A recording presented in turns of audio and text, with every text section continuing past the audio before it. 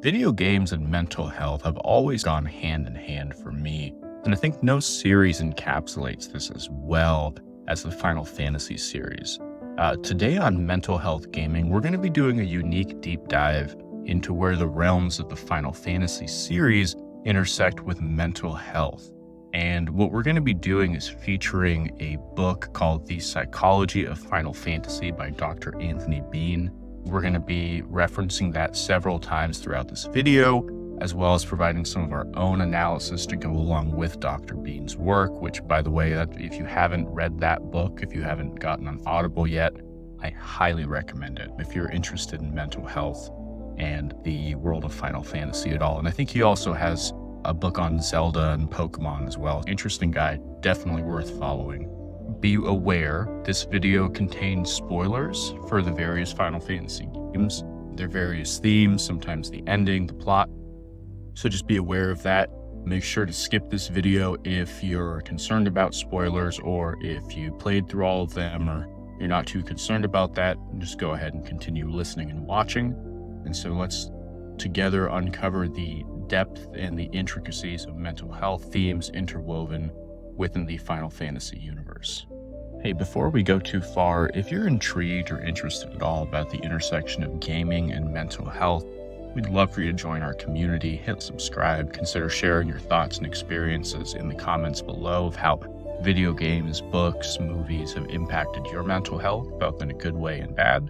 And I'd love to see everyone engage in a meaningful dialogue about the psychological dimensions of gaming and what it can do for us as a whole and as individuals.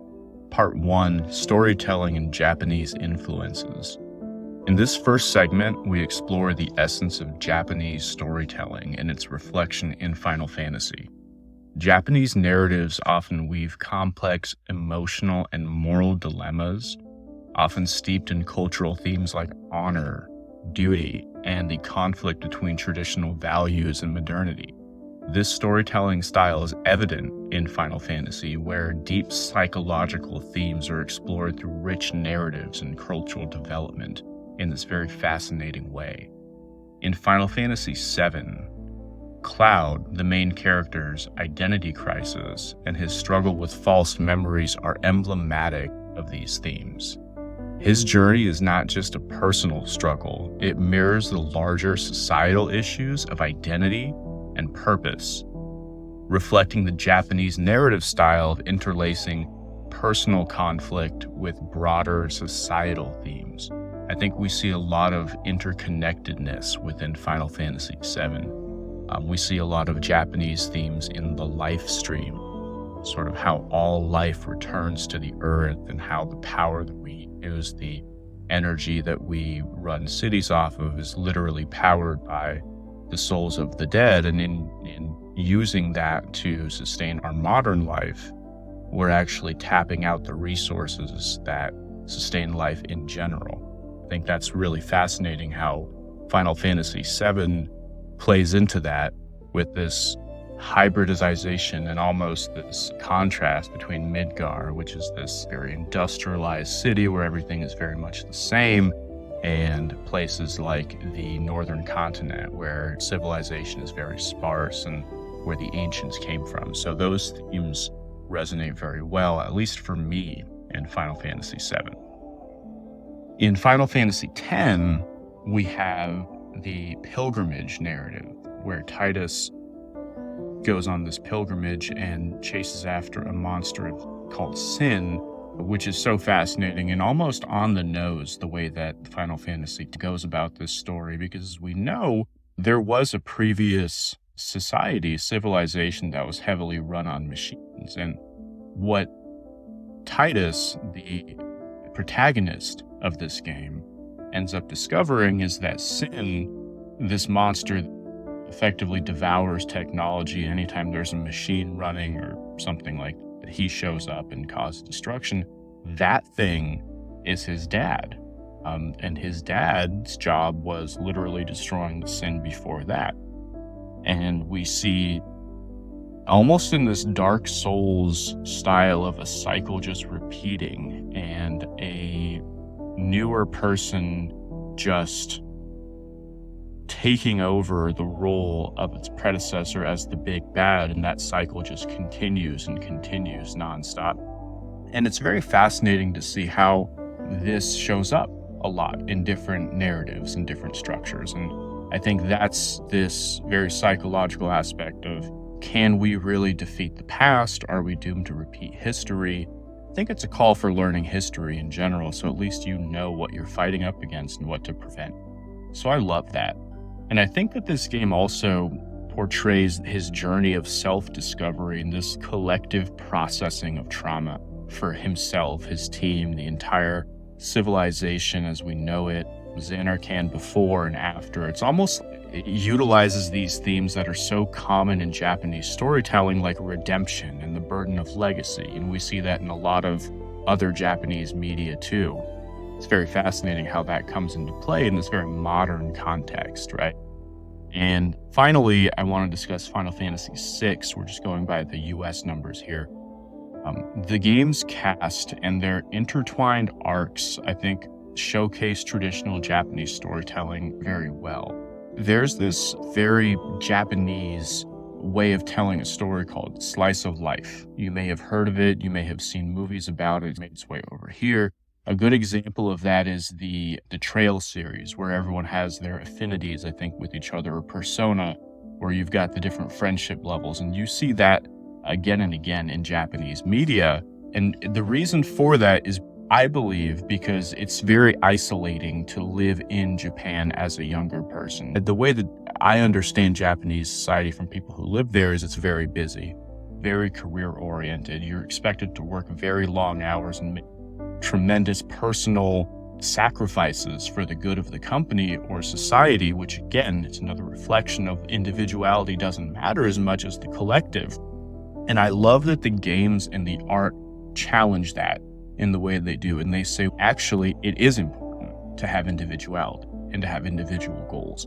And look how we're doing that in our media by having each member of the party, each component of the sum, have their own personality and goals, and to bring that to life. And I think that this came up in previous games, I'm sure, but the first game that I ever saw something like this was Final Fantasy VI. And I loved the way that it did this. I had never seen something like this before. I think this is the first game I played after Super Mario or Crash Dummies or something, which are excellent games, but the character Terra, for example, and Celis, they grapple with their identity. They grapple with hope, with despair, with embodying the psychological struggle that, again, often is portrayed in these Japanese narratives. Their stories reflect the cultural emphasis on internal emotional journeys and the quest for self-understanding in the face of societal pressures. And that element, a lot of elements, actually, of Final Fantasy VI stand out, but that particular element will be ingrained in my psyche for as long as I live. Part 2, music and its psychological impact. In this section, we're going to turn our attention to the profound impact of music in the Final Fantasy series and its psychological implications. One of the things that Dr. Bean, who wrote Psychology of Final Fantasy, I think showcased perfectly is how music in gaming, specifically in RPGs and games like Final Fantasy, can be a powerful tool for emotional storytelling. He goes into this in great detail in his book, which again, I highly recommend it to anybody. And thank you again, Dr. Bean, for writing it, for the inspiration for this video. Music often serves as a bridge between the player's experience playing the game and the game's narrative in telling the story. It bridges a communication gap that can evoke wide ranges of emotions from joy to sorrow, which enhances the player's emotional connection to the story and characters.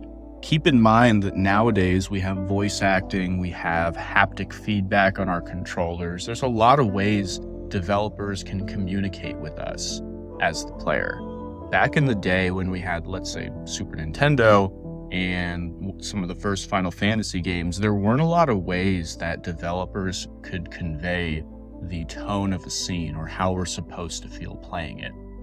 Music was one of them, where when we get into a battle, the music picks up in pace. We're about to do something. When we're in danger, We can tell based on the music. When it's meant to be sad, when we lose a character, the music turns melancholy and it slows down. And so one of the earliest ways of communication between them telling the story and us hearing the story has been music. And I think that it's really great as a tool that enhances our emotional connection to the story and characters. One scene that I want to bring up where music is actually used as a plot device as well as a thematic enhancer is again in Final Fantasy VI, which the infamous opera scene is a prime example of how much music can amplify emotional depth. In this scene where music again is narratively intertwined in what's going on in the game, creates this powerful emotional experience that sort of transcends the medium, certainly for its time when it came out, but even now. And it demonstrates how music can elevate a narrative moment, making it more impactful and memorable. As an aside, I'm a massive Twin Peaks fan, David Lynch in general. And one of the things I appreciated with that series, which we can see a lot of influence in Japanese media as well, because it was very popular in Japan, was how music and performance of music were woven into the narrative itself by giving you this break from the action, giving you a slice of life while still keeping you grounded into who the characters are. It's a nice moment of levity in otherwise a very dark and heavy story overall.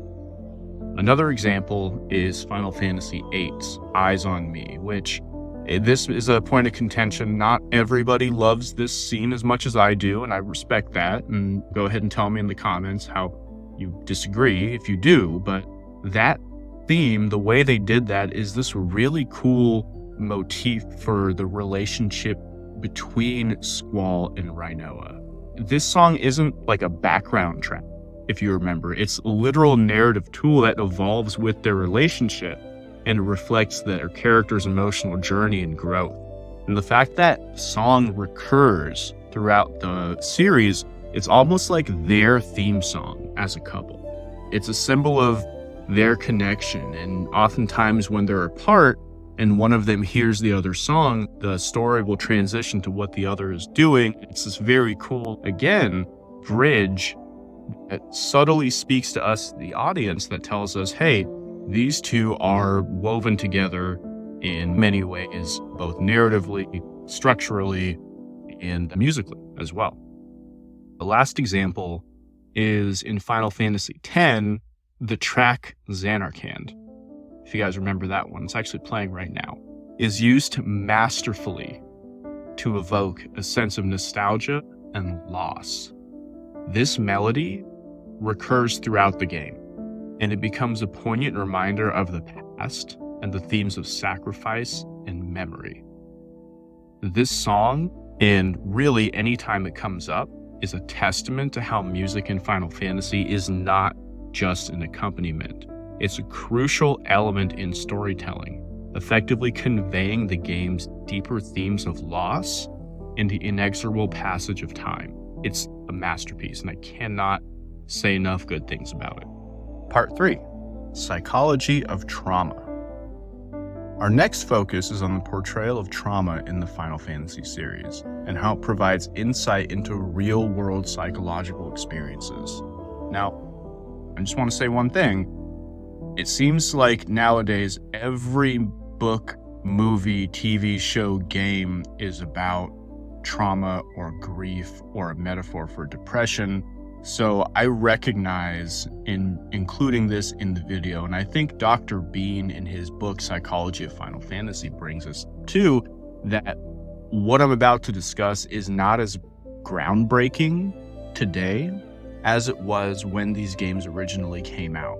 And a lot of why we feel that there's a trope to this is because there is. And the reason that there is because when they started making games that include trauma and distress as a part of the narrative structure, as part of the journey, you end up with these very beautiful stories of redemption and building something beyond your circumstance. And I recognize that this may not be everyone's cup of tea, We may be a little played out on it, and I totally understand that.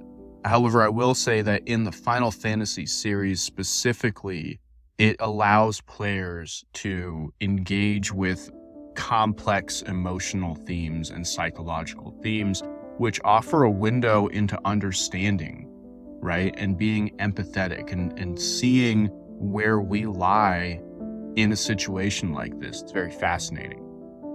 And in Final Fantasy VII, Cloud's journey through trauma and memory distortion is a poignant exploration of the psychological impact of past experiences on his identity. Almost as a metaphor for how we view that in real life, his struggle with the realization that his memories are partly fabricated showcases the complexity of psychological trauma and the process of healing and self-acceptance. If you think about what happened to Cloud was nothing short of tragic. 16, he leaves home to join the military to protect the only people in the world he cares about, his mother and Tifa. And in that process, he ends up effectively being locked in one of those chambers or tube baby bubbles that you see in Mount Nibel. And by the way, if you look at the design of these things, it looks like it's awful. There's one tube going in for the food. There's one tube going out for, I assume, excrement or whatever. And he was kept in one of those with Mako infusion, basically pumped into him, which is our version of radiation, for 5 years. So he stopped emotionally maturing at 16.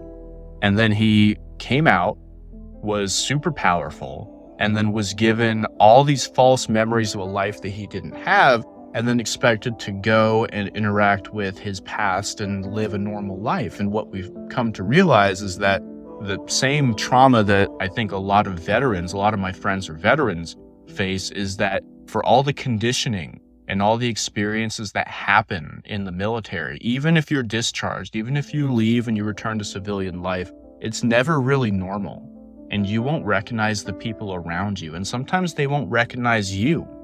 And I think that's so fascinating because when we first start this game, we see Cloud talk to his childhood sweetheart as if he had never met her before. Not that he didn't know who she was, mind you, because he remembered who she was, but he didn't remember anything significant. So she didn't mean anything to him, which is crazy because literally on his last night before leaving to join Soldier, he makes a promise to take care of her. And then narratively, you have the option of forgetting that promise. So it's like his entire why has been forgotten at that point.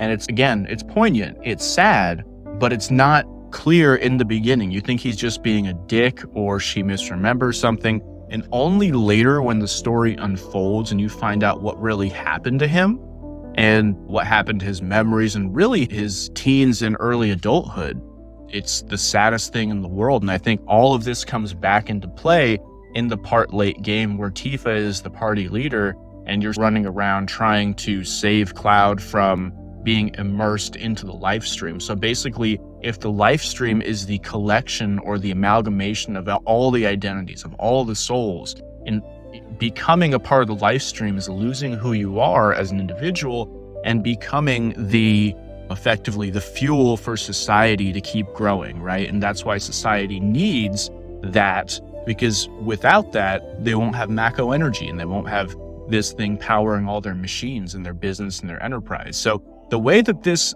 metaphor is called back to on so many different layers is crazy to me. I love it. And so that whole aspect, I think, is so important. And ultimately, the process of his healing and self-acceptance and the ending that he ends up having with that one-on-one with Sephiroth, who ultimately was one of the reasons why he lost those 5 years of his life, just masterpiece. Next up is Final Fantasy IX, which this is one of my favorite Final Fantasies. Hated it when it came out because I was, I think, 10 or something and a bit of an edgelord. So I was like, if it's not dragons and bombs and swords and all that, I'm not interested. And I missed out grievously because this is probably one of the best Final Fantasies ever made for the style that it's in, which is that original turn-based PSX, PS2 style. And I love Final Fantasy IX because it straight up lies to you. It tricks you as the player into thinking this is going to be a cute story, which, don't get me wrong, there's a lot of cute in this story. There's a lot. But there's also elements of regicide, elements of kidnapping, elements of destroying entire towns and civilizations with effectively nuclear weapons.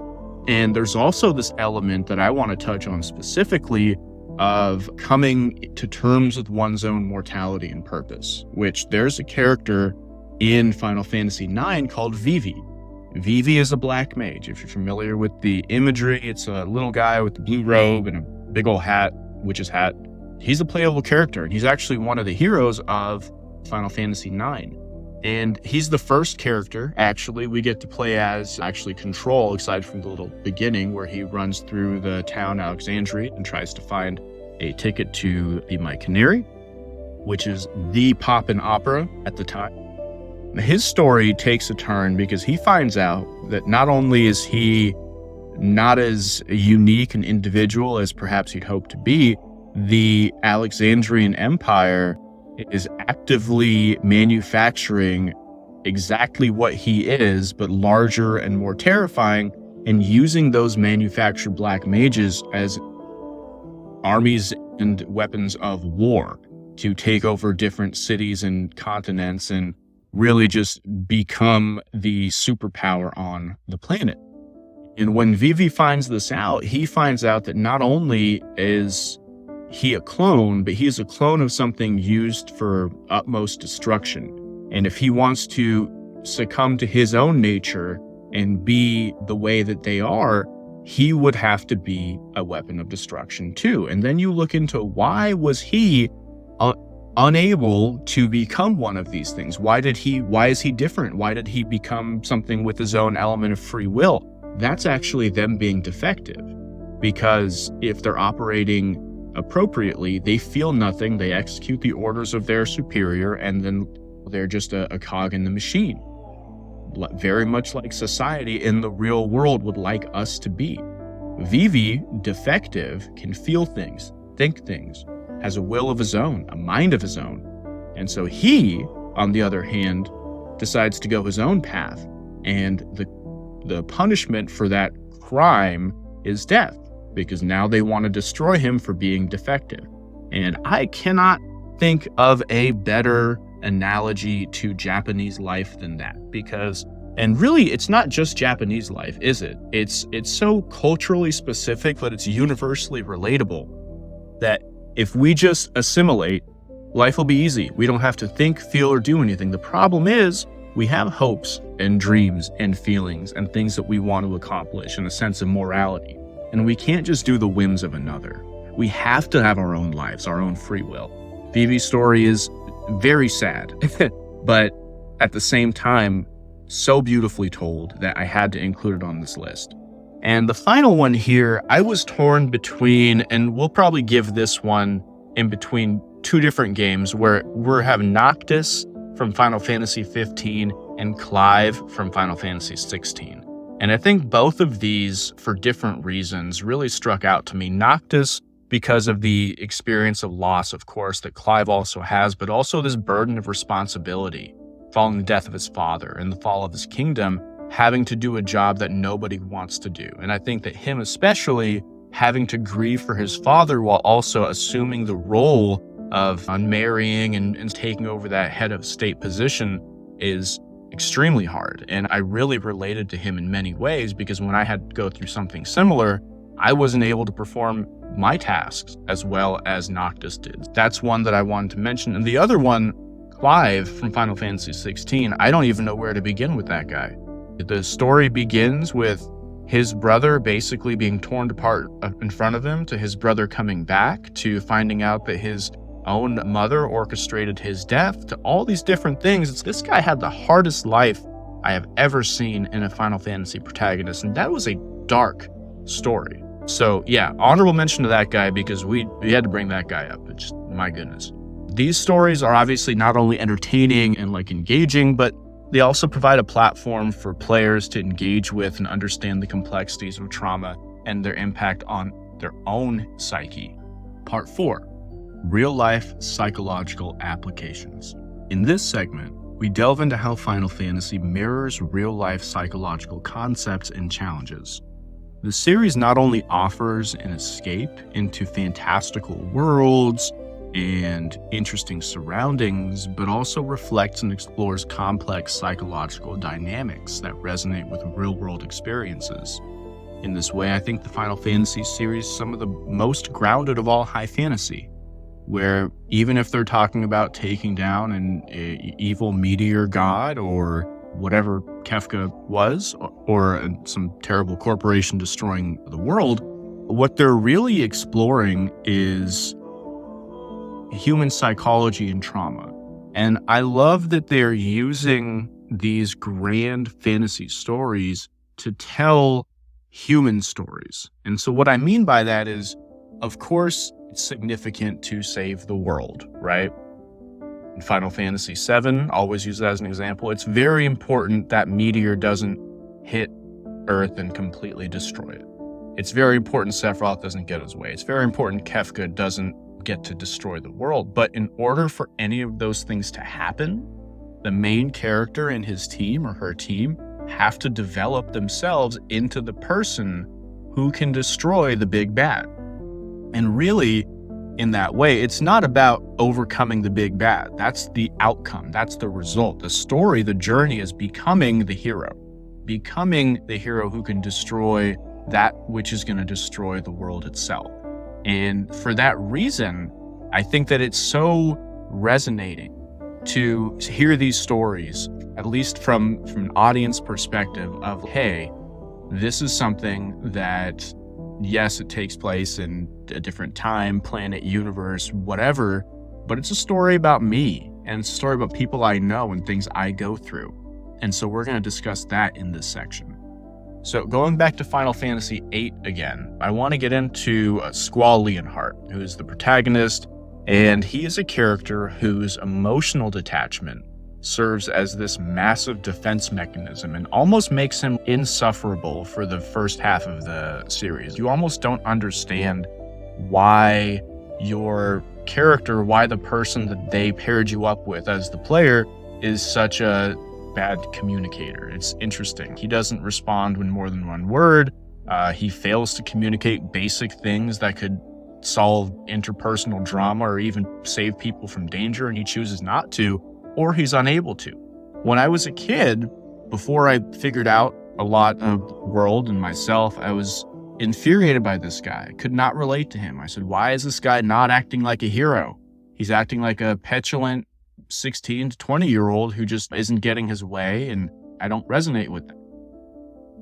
20 years later, I'm in my 30s, and I resonate with Squall tremendously because he is probably the most relatable out of any of the protagonists in the Final Fantasy universe, if you think about it, because he's the only one who has human reactions to anything. Let's go back and look at Celis and Terra, and if we look at Cloud, for example. All of these people are heroes. They charge into danger. They join the military to become these effectively Navy SEALs of their time and master all these different things to become... Squall doesn't do any of that. Squall is basically in an adoptive boarding school that he doesn't want to be in. He doesn't want to do his homework, doesn't want to go to his classes, doesn't get along with his classmates or teachers or any of that, and really isn't assimilating. And that is really who in real life would end up becoming a hero, not someone who's written to do it, but someone who's unlikely and who has to do it just by simple virtue of circumstance. And so I love that because as the story progressed and he matured a little bit and started to open up, his gradual emotional development and the connections that he would make with other characters like Rinoa and Safer, who was this just antagonist throughout his whole life. Like he always had this antagonist that seemed to be one step ahead of him.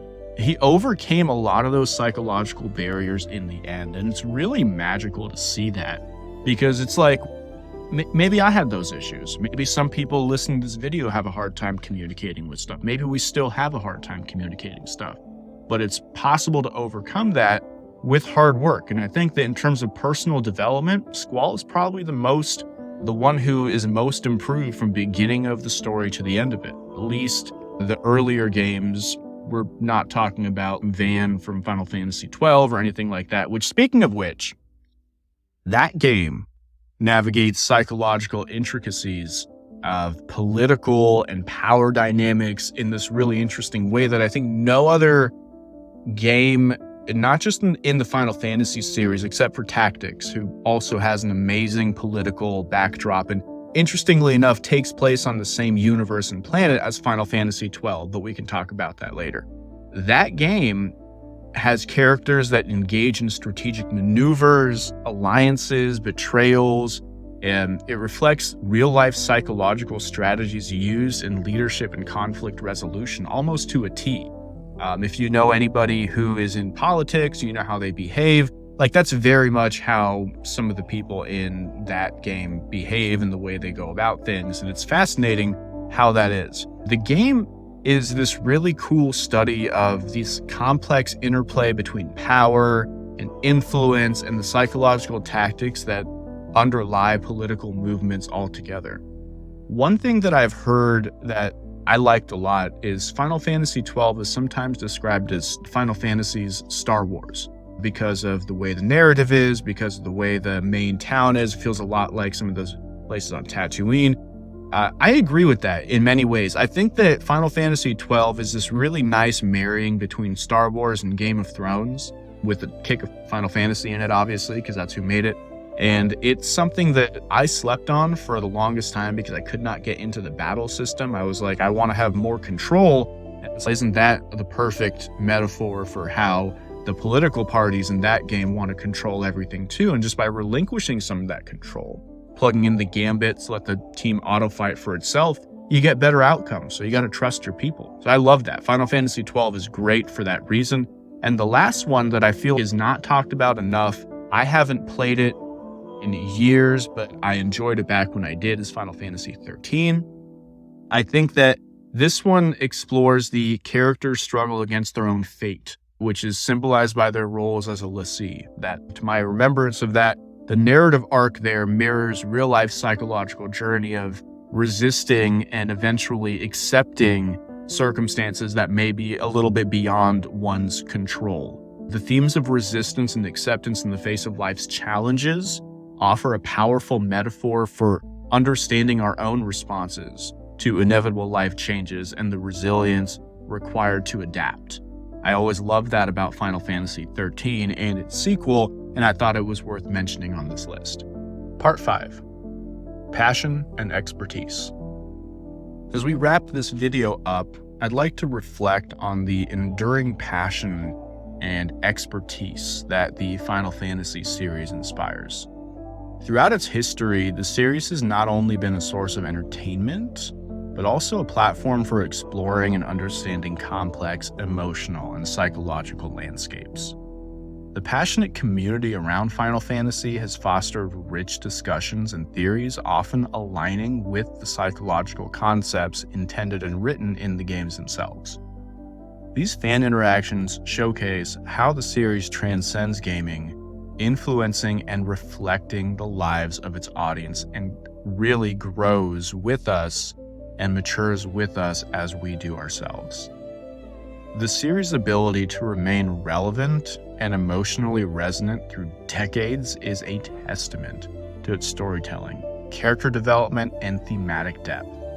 Each installment, from the early classics to the latest entries, have offered a unique perspective on the human experience, which encourages players to explore and empathize with a range of emotional and psychological states of mind. In the exploration that we've done today, we've seen how Final Fantasy serves not just as a collection of games, not just as an experience, but as a journey through narratives that resonate with the real-world psychological experiences, offering insights into the complexities of the human psyche. From all of us here at Mental Health Gaming, I'm Todd.